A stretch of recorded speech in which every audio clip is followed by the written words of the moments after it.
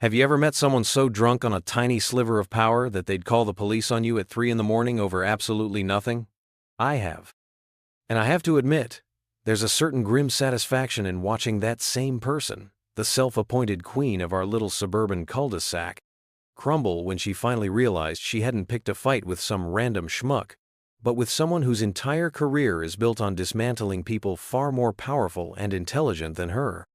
My name is Alex, and for the better part of a decade, my life was a carefully balanced equation of high stakes, high stress work, followed by a desperate search for absolute, mind-numbing peace.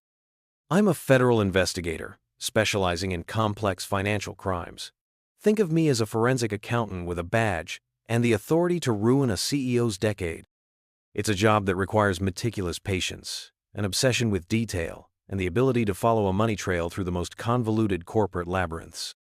When I wasn't untangling webs of fraud and deceit, all I wanted was a quiet house, a comfortable chair, and the kind of suburban anonymity that lets you forget the darker side of human ambition. That's why I bought the house in Oak Ridge Estates. It was a picture of tranquility, or so I thought. The problem, as I would soon learn, was Brenda Miller, the president of our Homeowners Association.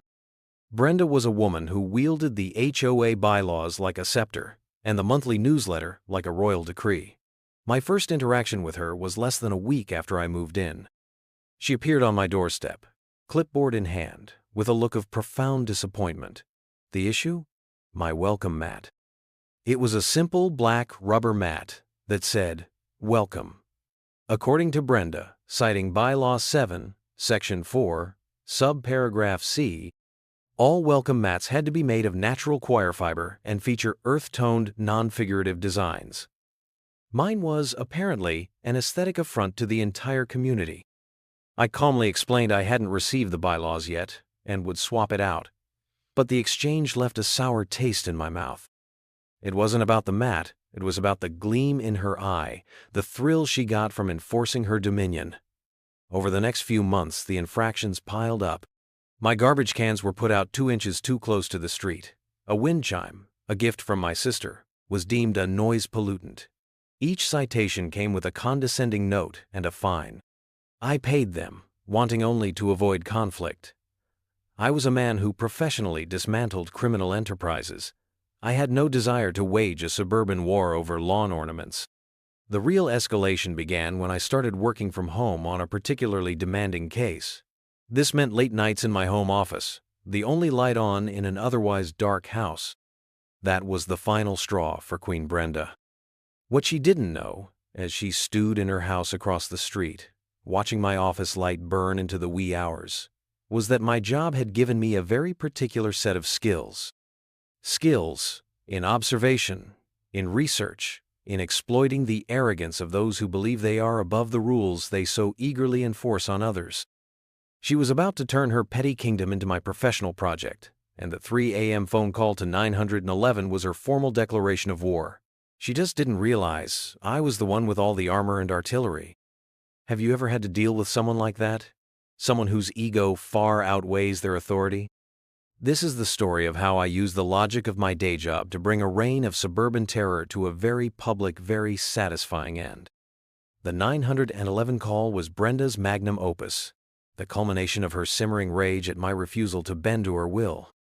The jarring sound of forceful knocking on my front door at 3:17 a.m. ripped me from a deep analysis of a shell corporation's cash flow.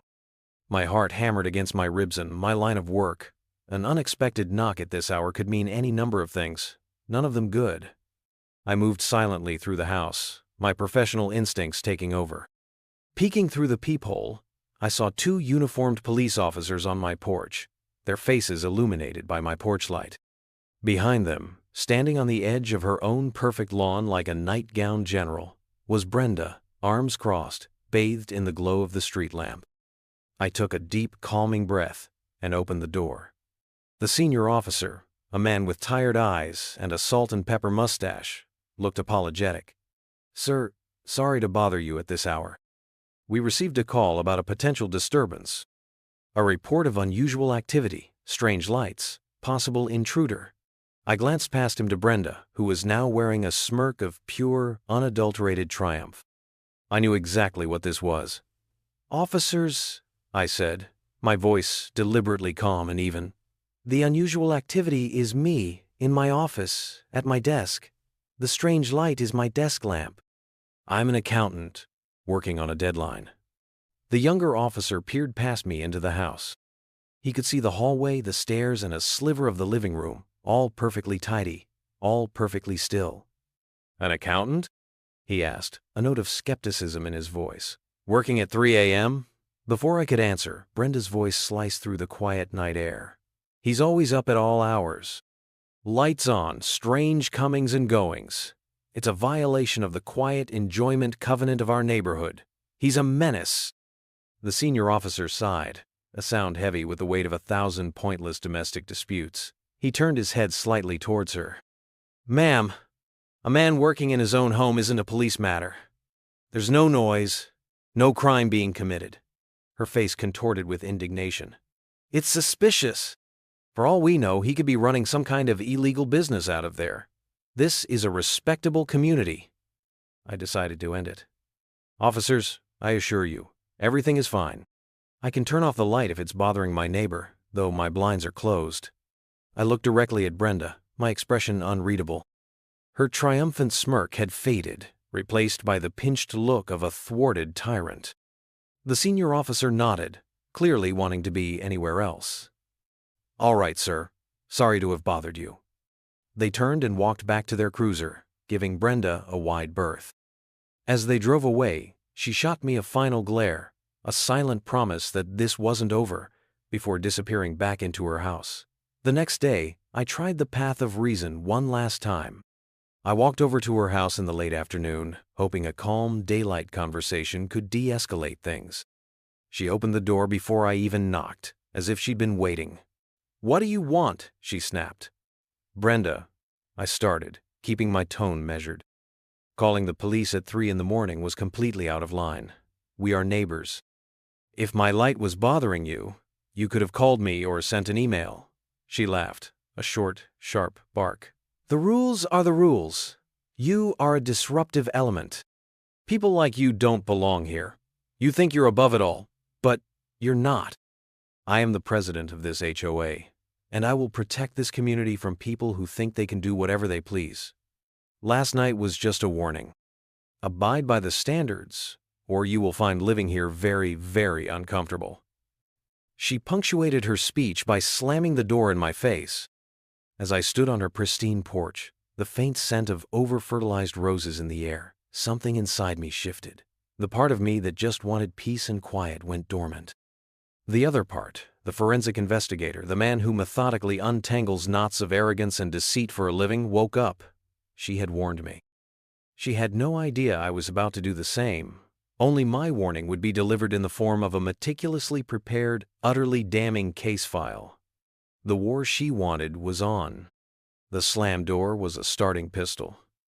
My desire for a quiet life was officially superseded by a professional imperative.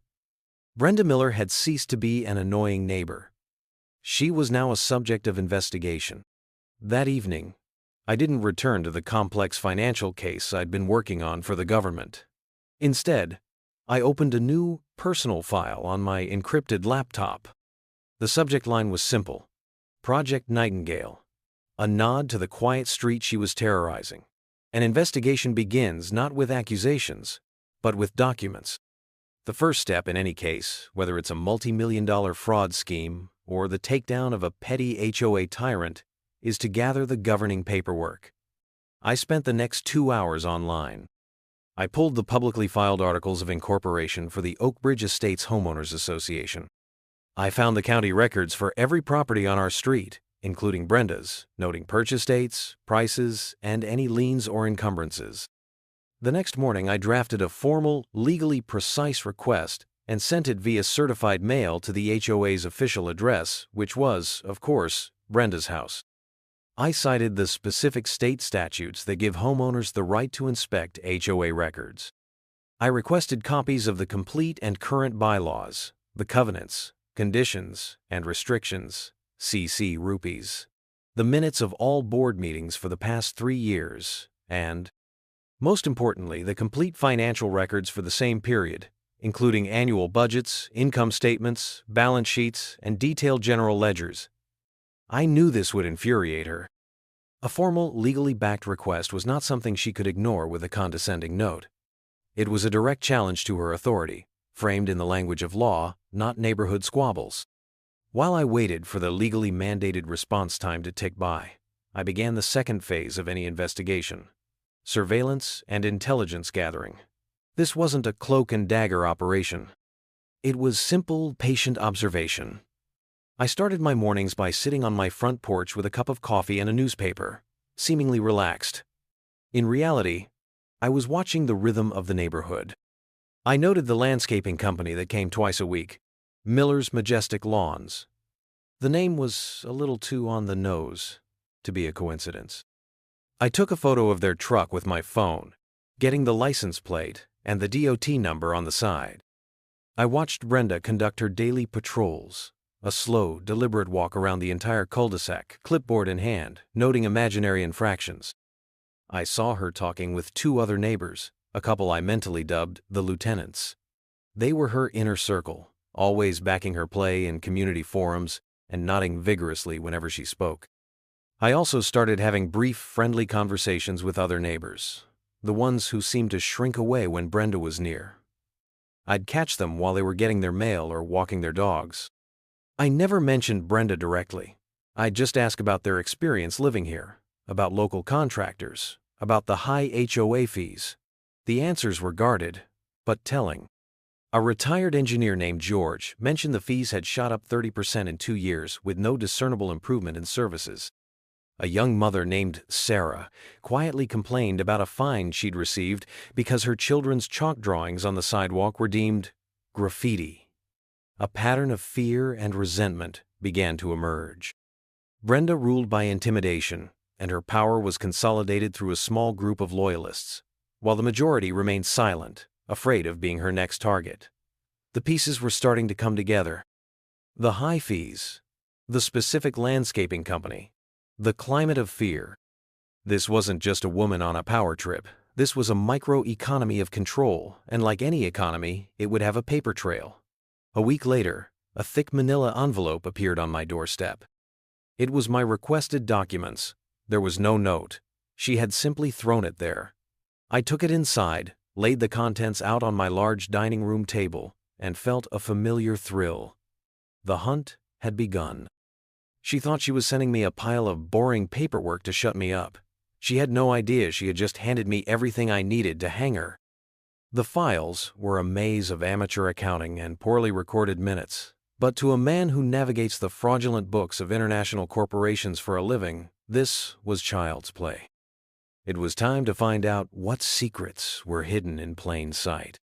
Spreading the contents of the manila envelope across my dining room table felt like coming home. The smell of printer paper, the heft of financial statements, the dense blocks of text in the bylaws. This was my world. For the next several nights, my dining room became my command center.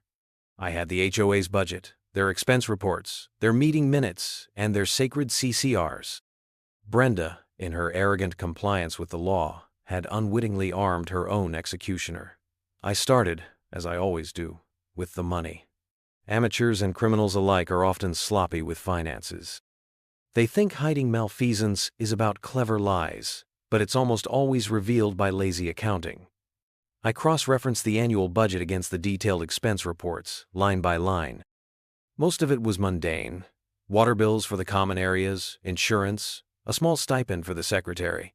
Then I got to the line item for grounds maintenance. My eyes narrowed. As the retired engineer George had noted, the HOA fees had increased significantly. The budget showed that the grounds maintenance contract was the single largest expenditure, and it had ballooned by over 40% in the last 2 years. The vendor listed was Miller's Majestic Lawns. A quick search of the state's business registry confirmed my suspicion. The sole proprietor of Miller's Majestic Lawns was one Dennis Miller. A little more digging on social media and public records revealed Dennis Miller to be Brenda's brother-in-law. This was a classic conflict of interest.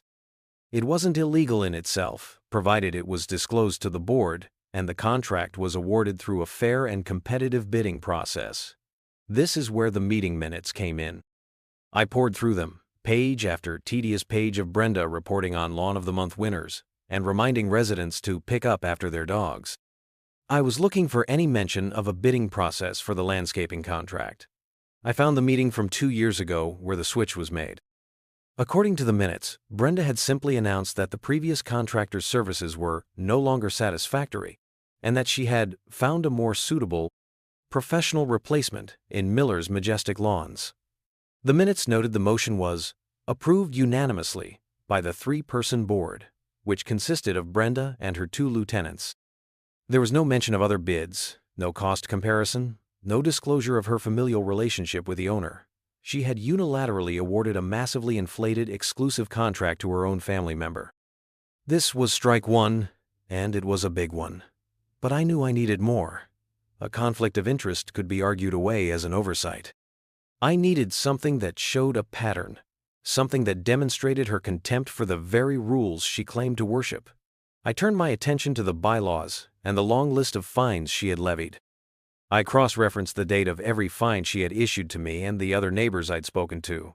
Then I went back to the CC/Rs and the bylaws themselves, reading the fine print on how rules are amended. It was all there, in Article 12, Section 2. To amend the community rules or add a new one, the proposed change had to be posted publicly for 30 days, followed by a formal vote at a semi-annual community meeting where a quorum of at least 50% of homeowners was present. It was a standard democratic process designed to prevent exactly what Brenda was doing. I went back to the meeting minutes, searching for the votes on the rules she had fined people for. The natural core fiber welcome mat rule, the no wind chimes rule, the sidewalk chalk as graffiti rule. I found nothing. No record of a public posting. No record of a community-wide vote. She hadn't just been enforcing the rules, she had been inventing them. She would type up a new amendment, add it to the binder she carried on her patrols, and then start fining people for it, presenting it as established law. This was the aha moment. This was the systemic, undeniable proof of her tyranny. It wasn't just a power trip. It was fraud. She was levying financial penalties against her neighbors based on laws that did not legally exist. She had created her own personal legal system and appointed herself judge, jury, and executioner, all for the thrill of control. The inflated contract with her brother-in-law was greed. This was pure, unadulterated hubris. I now had a clear picture of her entire operation, a self-dealing financial scheme propped up by a fraudulent legal framework. She believed she was untouchable because she assumed no one would ever do the homework. She had never encountered anyone who enjoyed homework as much as I do. The investigation phase was complete. Now, it was time to formulate a strategy. With the evidence compiled and neatly organized into digital folders on my laptop, the next phase began. Strategy. Simply sending a lawyerly letter or filing a lawsuit felt insufficient. That was a direct, frontal assault. It was effective, but it wasn't elegant. More importantly, it wouldn't solve the core problem, the culture of fear Brenda had cultivated. A legal battle would be fought behind closed doors, with lawyers as proxies. It wouldn't empower the other residents or dismantle the social power structure she had built. For a truly lasting victory, Brenda needed to be dethroned publicly by the very people she lorded over. Her power was derived from public perception and intimidation. Therefore, her downfall had to be a public spectacle. My plan needed to create a scenario where she would be the architect of her own demise. I had to bait her, using her own arrogance and predictability as the hook. I needed her to overplay her hand so spectacularly that there would be no question of her unfitness to lead. The question was, what would be the perfect bait? It had to be a violation so trivial, so aesthetically harmless, yet so technically against one of her phantom rules that it would drive her into a rage. It had to be something she couldn't possibly ignore. I found the perfect instrument of my plan at a local garden supply store, a small, ceramic garden gnome. It was about a foot tall, with a pointy red hat, a white beard, and a cheerful, slightly vacant smile. It was the epitome of harmless, suburban kitsch. And, according to a copy of the Community Aesthetic Standards document, Brenda had once attached to a warning, lawn ornaments of a whimsical or figurative nature, including but not limited to gnomes, flamingos, or other effigies, were strictly prohibited. This was one of her made-up rules, never voted on, never properly ratified. It was the perfect lure. My strategy would have two prongs. The first was the baiting. The second, and more crucial, was building a silent coalition. I couldn't be the lone voice of dissent. I needed to know that when the time came, others would stand with me. I started with George, the retired engineer. I invited him over for a coffee under the pretense of asking his advice about a leaky faucet. Once we were settled, I laid out my findings. I didn't show him everything, just enough. I showed him the line item for the landscaping contract and the public record of the company's ownership. George, being an engineer, had a deep respect for data and process. His face hardened as he looked at the numbers. "I knew it," he said, his voice low. "I knew something wasn't right. That contract price is at least 30% higher than market rate. I got a quote for my own yard last year." I then showed him the bylaw about amending rules and the meeting minutes that proved none of her pet rules had ever been voted on. "So every fine she's ever issued for these things, it's theft," he concluded, his analytical mind connecting the dots. "Essentially, yes," I replied. "It's fraud." George was in. He agreed to talk to a few other trusted longtime residents. Next, I approached Sarah, the young mother fined for her kids' chalk drawings. I caught her at the community playground. I was more gentle with her, understanding she felt more vulnerable. I simply told her I was looking into some irregularities with the HOA's governance and had discovered that the rule she was fined under was likely invalid. I offered to help her formally dispute it. A flicker of hope appeared in her eyes. "Really?" she asked. "You think we could?" I told her I was certain of it, but that it would be more effective if a few people raised their voices together. She agreed to be part of it. My silent army was growing. With my allies primed, it was time to deploy the gnome. That Saturday, under the bright morning sun, I placed the cheerful little ceramic man in my front flower bed, nestled between two rose bushes. It was visible from the street, a beacon of defiant whimsy. I then set up a small, discreet security camera in my front window, focused directly on the gnome. I wanted to document her reaction. I didn't have to wait long. Less than an hour later, Brenda's front door flew open. She marched across the street, her face a mask of thunderous rage. She stood before the gnome as if it had personally insulted her ancestors. She took pictures with her phone from multiple angles. She paced back and forth on the sidewalk, muttering to herself. It was all being dutifully recorded. An hour after that, the email arrived. The subject line in all caps read, "Final warning, immediate and flagrant violation of community standards." The email was a masterpiece of hysterical prose, accusing me of deliberately undermining the aesthetic integrity of our neighborhood and displaying a shocking level of contempt for your fellow homeowners. She demanded the offending effigy be removed within 24 hours, or I would face the maximum possible fine and a formal hearing for further sanctions. I saved the email and the video footage. I did not reply. I did not remove the gnome. I was watering him, letting the bait sink deeper. She had taken it, hook, line, and sinker. Now all I had to do was wait for her to pull. The gnome, whom I had affectionately named Bartholomew, became the silent epicenter of our suburban Cold War. For 3 days he stood his ground, his painted-on smile a small act of defiance against Brenda's tyranny. My inaction drove her into a frenzy. I received 3 more emails, each more unhinged than the last. She escalated from threats of fines to hints of legal action and community ostracism. She was performing exactly as my profile of her had predicted. When faced with silent resistance, she would escalate her aggression rather than question her own authority. The documentation was piling up beautifully. On the 4th day, she made her move. A new notice was posted on the community message board and taped to every front door in the cul-de-sac. It was a formal announcement for a special emergency community meeting to be held in the clubhouse in 1 week's time. The agenda was singular: to address Mr. Alex Taylor's continued and flagrant disregard for HOA covenants and to vote on punitive actions. She had called a public meeting to make an example of me. The trap I had laid was now perfectly set, and she had just walked into it of her own free will. My preparations for this meeting began in earnest. This was my grand finale, my courtroom, and I needed my presentation to be flawless. I wasn't just going to present facts, I was going to tell a story. A story of greed, fraud, and abuse of power. I spent my evenings transforming my dining room table from an investigator's desk into a war room. I printed out enlargements of the key documents, the page from the budget showing the inflated landscaping contract next to the printout of the business registry showing Dennis Miller as the owner. I printed the section of the bylaws detailing how to properly amend rules. I created a spreadsheet listing every phantom rule she had enforced and the names of the people she had fined, including Sarah and her children's chalk art. I compiled a timeline of her threatening emails to me, complete with timestamps, and matched them to the video footage of her fuming on the sidewalk.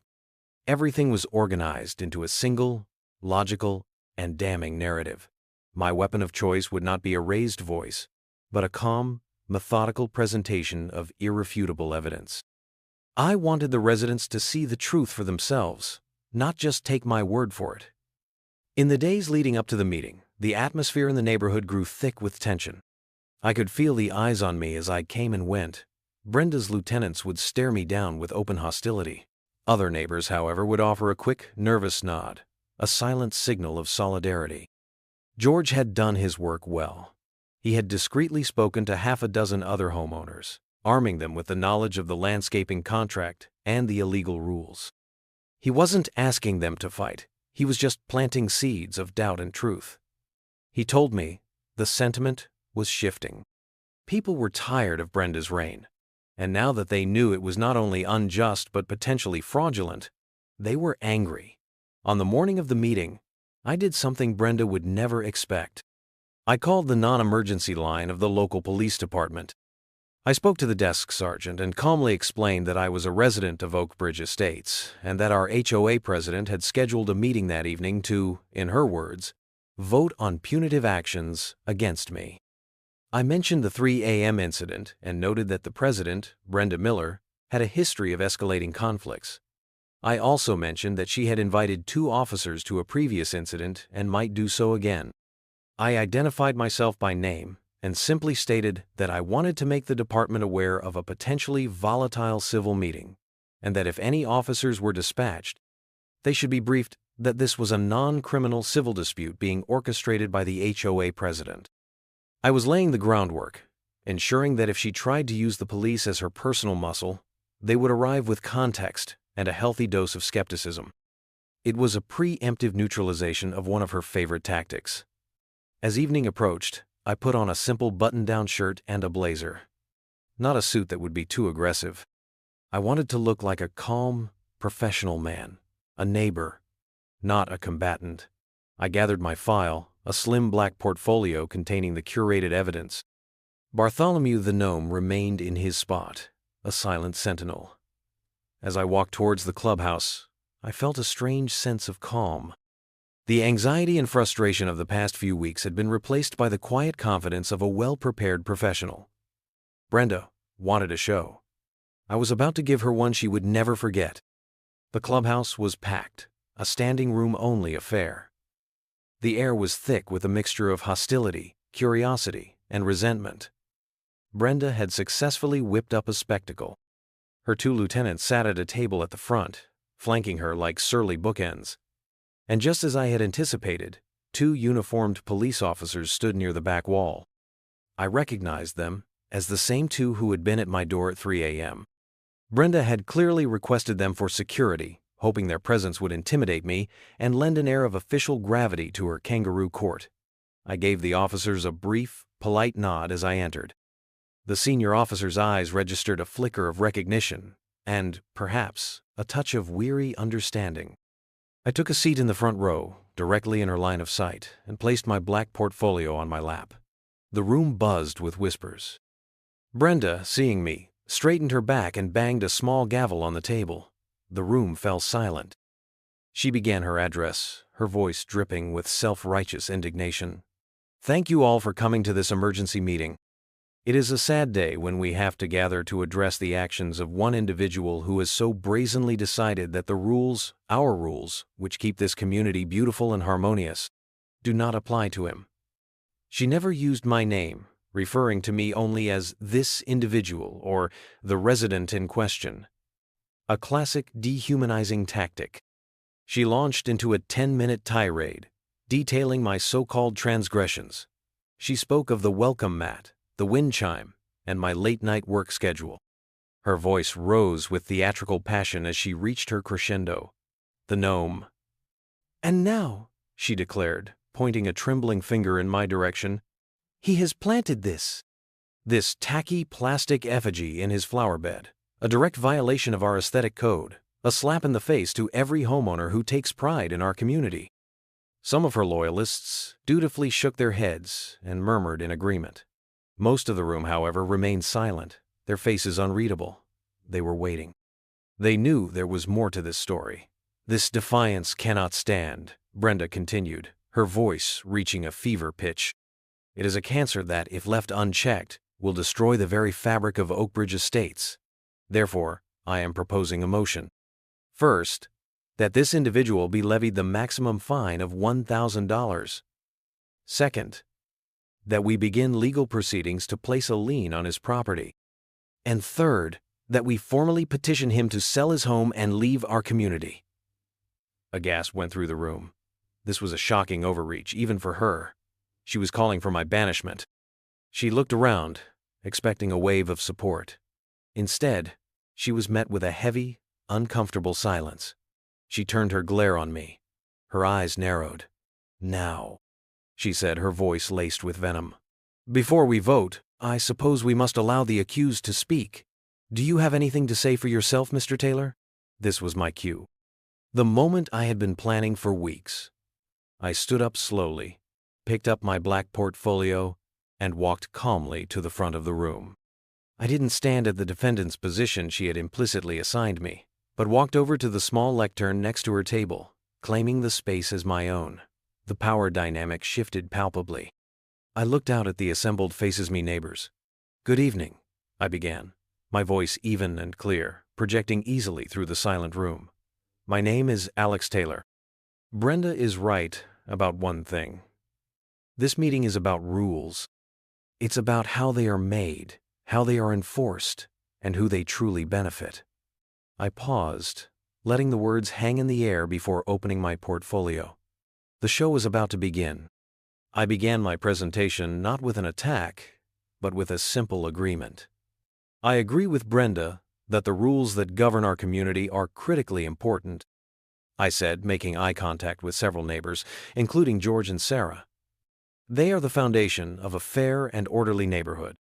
But for that foundation to be strong, it must be built on transparency and integrity. So, let's talk about the rules. I placed the first document on the projector and overhead projector Brenda's lieutenants had set up for her presentation. It was a page from our HOA bylaws, Article 12, Section 2. I used a laser pointer to highlight the key passage. As you can see, our own bylaws state that any new community rule or any amendment requires a 30-day public posting and a majority vote at a semi-annual meeting with at least a 50% quorum of homeowners. This is our law. It ensures that we, the community, decide on the rules we all have to live by. A murmur went through the crowd. Most had never actually read the fine print. I then put up the next document, a list of the infractions for which I and many others had been fined. Here we have the natural core fiber welcome mat rule, the no wind chimes rule, the rule deeming children's sidewalk chalk graffiti, and of course, the rule prohibiting whimsical lawn ornaments. I looked over at Brenda, whose face was beginning to tighten. I have read every page of the meeting minutes for the past 3 years. I invite our HOA president to show us the minutes of the meetings where these rules were properly debated and voted into law by the community. Silence. Brenda stared at me, her mouth a thin line. She had nothing. The fact is, I continued, my voice remaining level. These rules don't legally exist. They were never voted on. They were never ratified. They are rules that our president invented herself, and she has been using them to issue fines for years. This isn't enforcement, it's extortion. The word extortion hung in the air, electric and sharp. Sarah, the young mother, stood up. "She fined me $50 for my kids' drawings," she said, her voice shaking but clear. "I paid it because I was afraid." An older man in the back called out, "I got a $100 fine for having the wrong kind of mulch." Suddenly, the room was buzzing. The dam of fear had broken. Brenda banged her gavel. "This is slander! These are valid regulations!" she shrieked. "Then please," I said calmly, gesturing to the projector, "provide the documentation. Let's move on to the issue of how our money is being spent." I switched the slide to the side-by-side comparison I had prepared. The HOA budget's grounds maintenance line item on one side and the state business registration for Miller's Majestic Lawns on the other. Our fees have gone up over 40% in 2 years.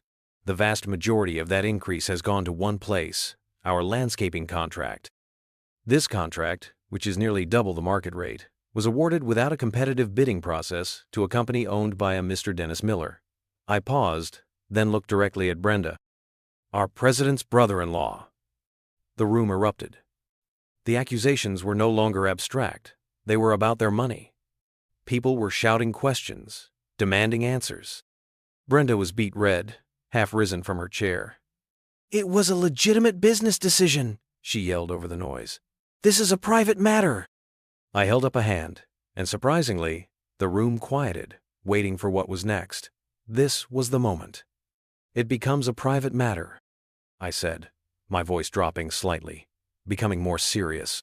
"When an HOA president potentially uses her position to enrich her family with community funds while enforcing fraudulent rules to intimidate her neighbors. It stops being a civil dispute when you abuse the 911 system to harass a resident in the middle of the night." I turned my gaze to the 2 police officers at the back of the room. I made eye contact with the senior officer. "And it becomes a professional matter for me." I reached into my blazer's inner pocket, pulled out my wallet, and flipped it open to my credentials. "My name is Alex Taylor. I'm a special agent with the Treasury Department's Criminal Investigation Division. My job is to investigate financial fraud, embezzlement, and money laundering." I took out my badge and held it up for all to see. A collective gasp sucked the air out of the room. It was dead silent. Brenda's face, which had been red with rage, instantly drained of all color. She stared at my badge, her mouth hanging open, a look of pure, gut-wrenching shock on her face. The self-appointed queen had just discovered that the peasant she'd been trying to banish from the kingdom was the king's executioner. The 2 police officers, who had been observing with detached professionalism, now stood up straighter. Their entire demeanor shifted. They weren't just security for a civil meeting anymore. They were looking at Brenda with new, professional eyes. And she knew it. She sank back into her chair, her entire facade of power and authority utterly shattered in a single devastating moment. The reveal of my badge and credentials acted like a stun grenade in the clubhouse. The chaotic noise of the crowd vanished, replaced by a profound, echoing silence. In that quiet, the only sound was the soft hum of the overhead projector, still displaying the incriminating evidence of the landscaping contract. Brenda's face was a canvas of crumbling bravado. The anger was gone, replaced by a ghastly white terror. She looked from my badge to the faces of her neighbors, and for the first time, she saw them not as subjects to be ruled, but as a jury that had just delivered a unanimous verdict. Her eyes darted to the 2 police officers. Their neutral expressions had been replaced with ones of sharp, clinical interest. They were no longer observing a petty dispute. They were witnessing the public confession and indictment of a white-collar criminal, however small time. The senior officer took a half-step forward, his hand resting instinctively on his belt. He wasn't looking at me anymore. His full attention was on Brenda. George, the engineer, was the first to speak into the silence. His voice was steady and carried the weight of newfound authority.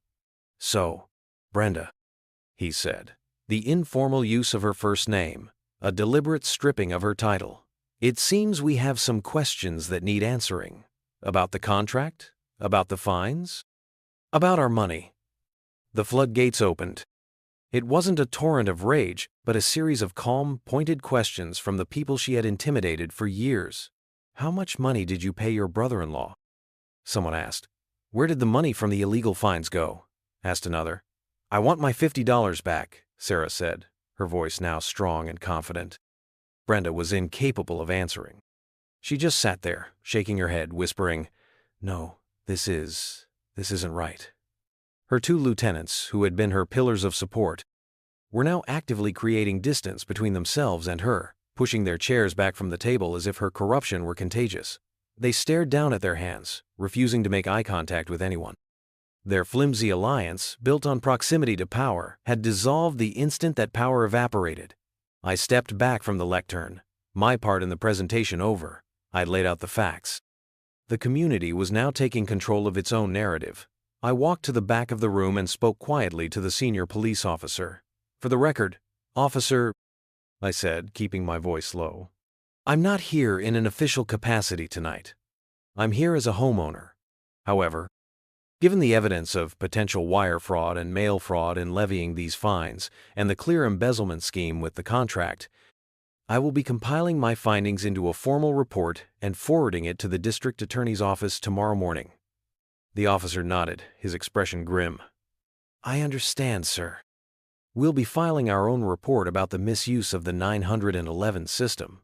He looked over at Brenda, who was now being surrounded by a semicircle of angry homeowners. "Looks like your neighbors have things handled for now." The meeting she had called to exile me had transformed into her own impeachment hearing.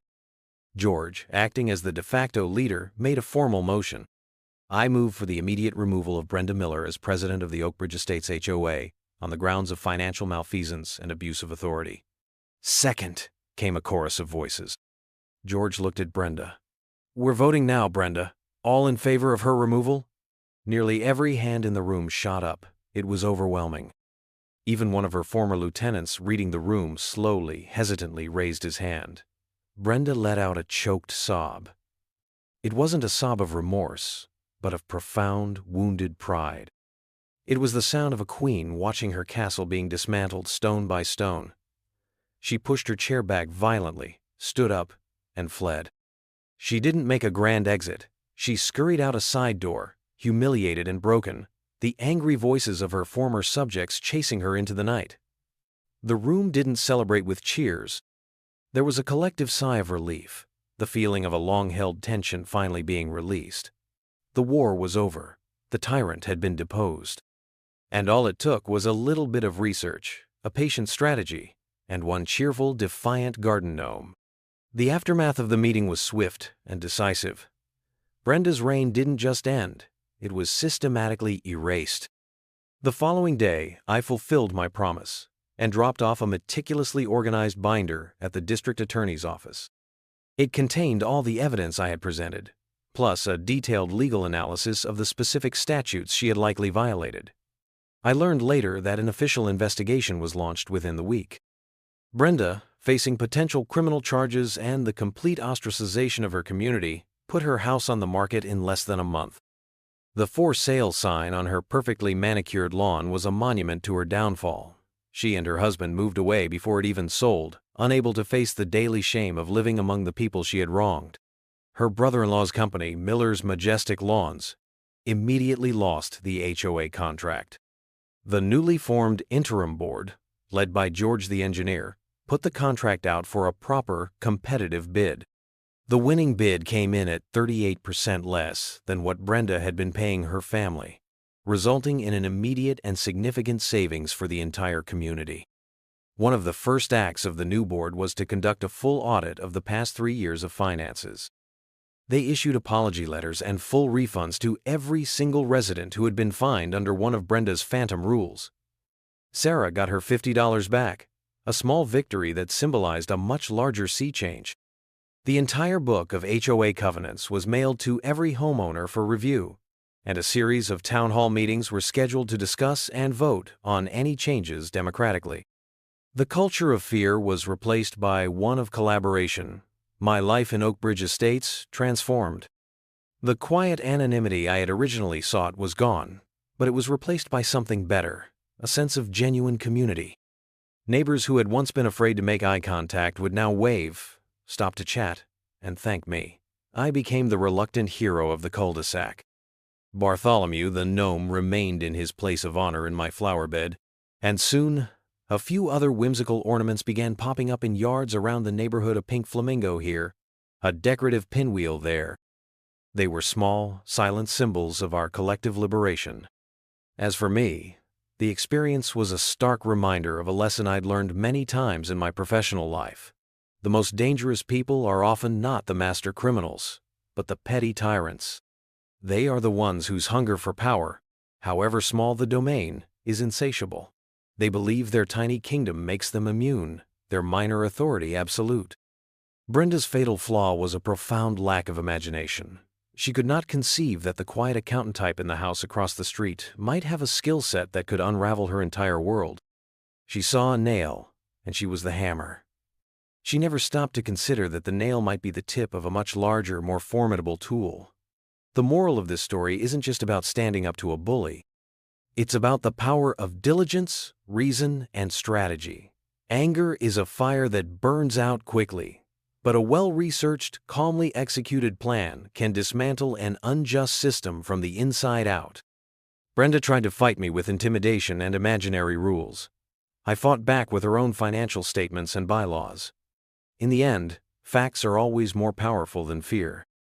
I finally have the peace I craved, but it's a more satisfying peace than I had originally envisioned. It's the peace of a community that has taken back its own power, a quiet street where neighbors are no longer afraid. And it all started because one woman's arrogance was so immense, she called 911 on a man whose entire life was dedicated to answering the question, "Where did the money go?" What do you think is the best way to handle someone who abuses a small amount of power?